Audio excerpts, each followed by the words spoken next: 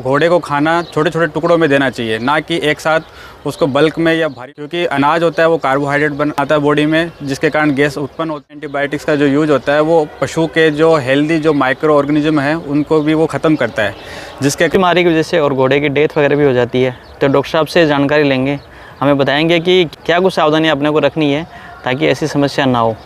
Doctor नमस्कार। नमस्ते जी। तो जैसे कि घोड़े के अंदर एक गंभीर बीमारी है, अक्सर लोग देखते हैं कि पेट दर्द वगैरह की, तो उसके बारे में थोड़ा सा बताइए, क्यों होती है, कैसे होती है, क्या कुछ निवारण उसके कर सकते हैं? जी ठीक है, बहुत अच्छा सवाल पूछा आपने। तो आज हम अभी जो घोड़े के जो पेट दर्द की बीमारी है जिसको हम कोलिक कहते हैं, उस पर अभी विस्तृत रूप से हम चर्चा करेंगे कि इसका कारण क्या है, किस कारण से होती है और अपन क्या क्या सावधानी बरतनी चाहिए ताकि इस बीमारी से अपन अपने घोड़े को बचा सकें।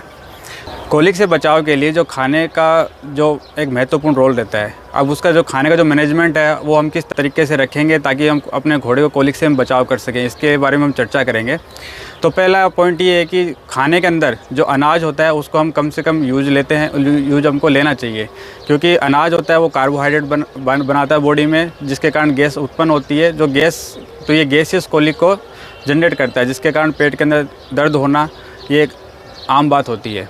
इसके अलावा जो खाना होता है वो घोड़े को खाना छोटे छोटे टुकड़ों में देना चाहिए, ना कि एक साथ उसको बल्क में या भारी मात्रा में खाना देने से उनको बचना चाहिए, क्योंकि ये भी आगे जाके कोलिक को उत्पन्न करता है। दूसरी, अच्छा, जैसे टुकड़े में देते हैं तो उससे क्या कुछ फ़ायदा होगा?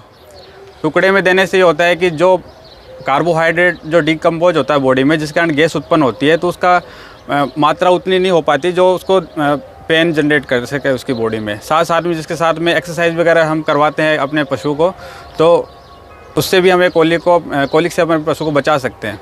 कोलिक से बचाने के लिए समय समय पे हमको कृमिनाशक दवाइयों का उपयोग करना चाहिए, ताकि हम घोड़े के अंदर जो वर्म का जो इन्फेस्टेशन होता है उसको हम दूर रख सकें, ताकि जो भी खाना घोड़ा खाता है तो उसके अंदर अच्छे से अपचयन होए, उसके अंदर अच्छे से पाचन होए, तो उसका शरीर के लिए अच्छा रहता है और अपन कोलिक से भी उसको दूर बना सकते हैं इस माध्यम से।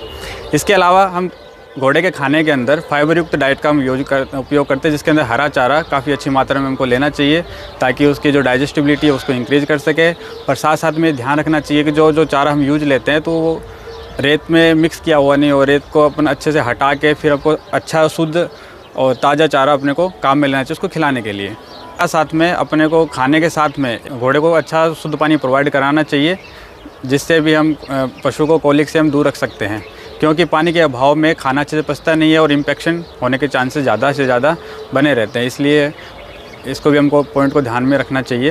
मैं कहना चाहूँगा कि आजकल दिनचर्या के अंदर काफ़ी ज़्यादा एंटीबायोटिक्स का यूज़ करते हैं प्रैक्टिस के अंदर, तो मैं उसके लिए बोलना चाहूँगी हायर अमाउंट में एंटीबायोटिक्स का जो यूज़ होता है वो पशु के जो हेल्दी जो माइक्रो ऑर्गेनिज्म है उनको भी वो ख़त्म करता है, जिसके कारण उनका जो खाने का जो डाइजेशन होता है वो प्रॉपर नहीं हो पाता। तो मैं ये सजेशन दूंगा कि अपने पशु को तब तक आप एंटीबायोटिक्स से दूर रखें, और जब भी कोई बीमारी होए तो उससे अच्छे एक डॉक्टर की सलाह लें, उसके परामर्श के बाद ही हम आगे उसका इलाज को हम करेंगे। बहुत से लोगों को तो पता ही है कि भाई पेट दर्द वगैरह होता है घोड़े के अंदर, तो क्या कुछ सिम्टम्स वगैरह देखने के लिए मिलते हैं, और उसके बाद में क्या कुछ उपाय करना चाहिए? मान लो कि एनी टाइम डॉक्टर तो अवेलेबल नहीं रहता है रात बेरात, तो उस टाइम पे क्या करना चाहिए? तो पहले कोलिक की बीमारी होती है तो सबसे पहले हमको ये सिम्टम दिखता है कि जो घोड़ा होता है वो रेस्टलेसनेस हो जाता है और इधर उधर दौड़ना स्टार्ट कर देता है। अगर ज़्यादा उसको पेन होता है पेट के अंदर तो वो मिट्टी के अंदर गिर जाता है और अपने चारों पैरों से साइकिलिंग जैसी जो प्रतिक्रिया है वो चलाने शुरू कर देता है, अपने पैरों को इधर उधर मारना शुरू कर देता है, अपना जो सर है वो मिट्टी में पटकना स्टार्ट कर देता है, और रोलिंग मोमेंट अपने को काफ़ी ज़्यादा मात्रा में देखने को मिलता है। पशु होता है वो ज़मीन पे रोल करता रहता है उसको, और कुछ टाइम ये प्रोसेस होती है एक साइकिलिंग में चलती है, उसको एक दर्द महसूस होता है, वो कुछ टाइम के लिए होता है, फिर वापस वो ठीक होता है, फिर वापस कुछ टाइम बाद वापस सेम साइकिल को चलती है। तो ये रेस्टलेसनेस पोजीशन होती है जिसमें इक्वाइन होता है वो सरफेस पे रोल करता रहता है।